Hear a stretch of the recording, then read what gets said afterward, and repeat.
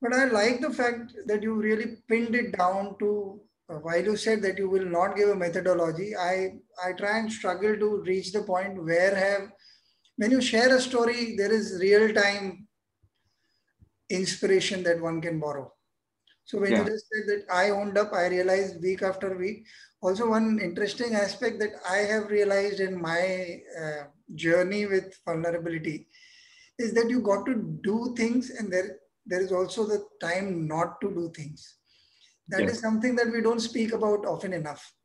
So you said while month after month you had to do this. So I'm sure while you made it sound easy, being in advertising, I know because we were at the giving end of the ads. So the Yeah. media house is just waiting, waiting, waiting. We are just not ready. We haven't signed the artworks and all kinds of other Yeah. kinds of pressures are happening. But doing has an aspect to it. You got to come and stop somewhere and say, okay, this is it. And at True. that point, you are forced to accept the vulnerability. You may like it, you may dislike it. I don't think life cares. True. And I think that's where you talked about letting go. And I think there's a difference between letting go and resigning. Yeah, Yeah.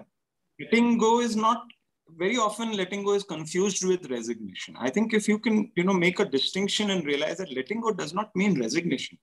Letting go simply means that you are going to continue to do till you can and then stop and then let the outcome take care of itself because there's only so much you can do. And after that, there is not much you can do. yeah, And resignation is where you actually think you give up. yeah. So let go is different than give I up. think here, I like the fact that you demarcated this because that means you give up the fight, but you don't give up fighting. Yes.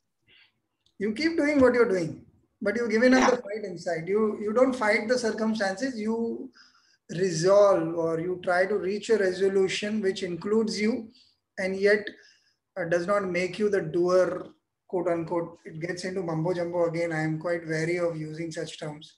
I understand that. I understand. I mean, the fact that I'm talking to you, I probably, it's easier for me to use those terms because I know you will probably get it. But I do understand that this is meant for Yeah. people who might really, yeah. Yeah. And also because I don't want to leave it to interpretation. I would rather if Yes. somebody, even one person, takes something out of the conversation that we've had, I think it's more than enough. It's not the I, number of likes and sharings and subscribers and all those things are fine. That is to I think motivate myself to continue week after week. Okay, sometimes you get that love and respect and support. yeah. Yes. But effectively, if it is making a change for somebody. So one little thing that I would want to ask you almost at the end of the conversation now. Um, how do you know when that point comes where you have to get into this letting go zone? Because there is also importance of the fight. When I say I want to say publish a book, for example, something like this of my own, and I'm a writer, I've been a writer for many years, I've never done this before. I sit down, there is always a goal that helps. Hmm. If I do this, this is how I will reach this. This is how I work backwards. So I do this. I do this amount of writing every day, and then Okay. I fight. I call up publishers. I try these things and do all kinds of needed doership goals. At what point, or is it right from the beginning that you've been saying that we should consider that every tack that I use may not work? At what point do you uh, give up the fight? Yeah, That's matlab, the question. yeah. In the sense that you continue doing what you're doing, but uh, be less egoistic about it. Because ego has its own uses as well. Initially, when everybody else is telling you it can't be done, ego helps you to go out and do it because you see something inside you. I'm saying when the fight has gone on long enough, when is the point where somebody can say, okay, I can accept this vulnerability? Or does it have to be embedded from day one? Is my question. Really, I don't have a specific answer to this, or my feeling would be that eventually, if life teaches you and you begin to learn, you need to learn that vulnerability is there at all times in the background, and that you fall back upon it and know that it is there to catch your back. It's like, it's like, okay, I messed up, or things got messed up, but that's because I'm vulnerable. So, and that awareness of it from the beginning, in fact, it becomes my strength, because now I know that I don't have to worry about failing. I can make mistakes. I can go out there. I can do things. I can fight, and I can still lose. That's because I already know I'm vulnerable, and that I don't need to fight against my vulnerability. I need to fight against what is, whatever is coming, in the way of my goal, as you put it. But at the end of it, that's how it is. There isn't really any one specific point where you will realize that, okay, now I need to give up. You need to keep trying. And at some point, the realization comes that, okay, I think this is not really worth it anymore.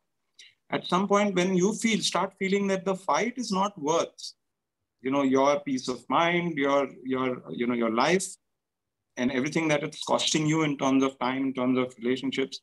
And that's I think the time you give up. And that's exactly what happened to the print magazine. I gave it up. I gave it up completely at one point in time, and it happened very suddenly. And 3 or 4 things suddenly happened, and all of them put me off in a very big way. And I could have continued. And everybody around me, my family, my wife, my brother, my close friends, my colleagues, they all thought that he's never going to close this down, because they thought I am that magazine and that magazine is me. And one fine day, it just happened and the decision was made. It came around sort of ready-made.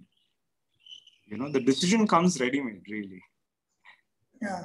You need to be aligned to it in some way. I don't know. I can't explain how. You just need to be tuned to it. You don't fight the day you feel that fight is not worth it. That's it. Yeah. But I think you answered it a couple of lines before this when you said that it's okay to fail. I think when the idea of failure becomes normalized, then there is no fear. Yeah. I have a funny thing to add to this. From, I think, when my kid was hardly in 3rd or 4th standard or 2nd standard or something like that, I told her, if you ever come first in school, you're going to get thrashed at home. Okay.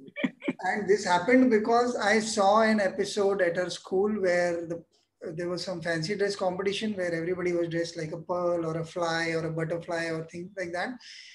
And a couple of parents had taken it to the point where one girl froze on stage. And it was inside the class competition. It was ridiculous. There was nothing to it. But this lady kept on saying, you can do it, you can do it. And that kid got a chance to go off stage and come back and still complete it. And I had gone to the teacher and said, please stop this. I cannot see this. This kid is going to grow up deranged. This is not the way to live. And she said, if I open my mouth, the parents will not allow it. So please, I actually had to pick up the mic and say, please let your children be. So after that, I set a rule that you never have to come first. So it's not that she doesn't come first or she comes last or any such thing. She is what she is. There are a couple of medals she's won. There are times when she is okay. When her studies go very bad, then I have to tell her, look, you got to buck up because this is important for your future. So be aware of that you need to take responsibility for your bad results as well. Yeah. But beyond that, there is no such pressure of coming first or nothing. So it's not that she doesn't come first or she will not come first.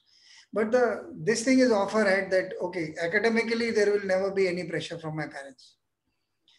I think it's Surendra, very, very interesting. I'm really inspired because I tell you, that's one thing that I am constantly looking for. And I've joined so many groups around Facebook to find people who are, again, I'll bring the word conscious parenting, which is something that's the desperate need of the hour, I think. Because not the fault of the parents. I mean, I'm not blaming anybody here.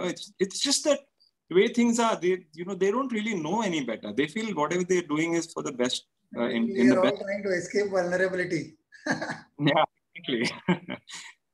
And so realize that their kids are both vulnerable and will remain so, and that can become a strength in a way, then I think things are much better.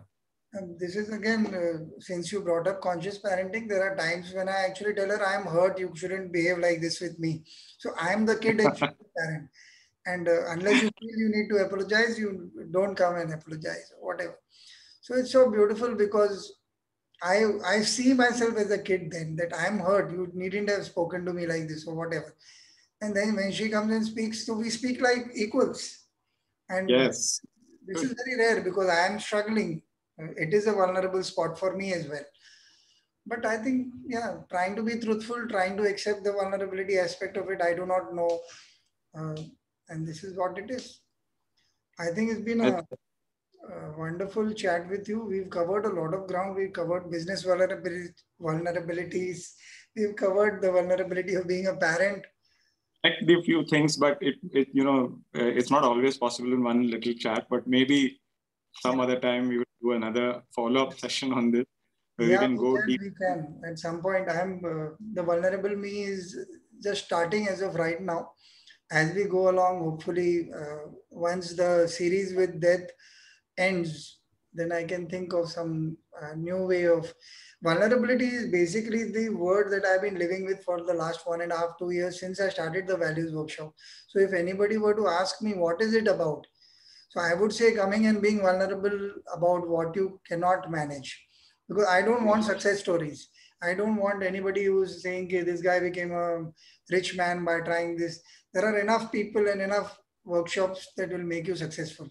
I just want to befriend the idea of being unsuccessful. It's all right. It's life. We can live with it. I think the biggest lesson in vulnerability will come from relationships, which we didn't really get into that much, but we should probably in a future episode, if an opportunity arises, we should talk about it, because any relationship is, that's where you actually practice, if at all you can practice, the muscle vulnerability. Wonderful. Thank you for that thought. I think I'll mull over this and see what can come out of this. Thank you so much for joining me today. Thank you, for having me on the show. It was really a pleasure. Thank you so much, Surinder. And best of luck. This is an amazing initiative. Thank you. Thank you so much. Bye. Bye-bye.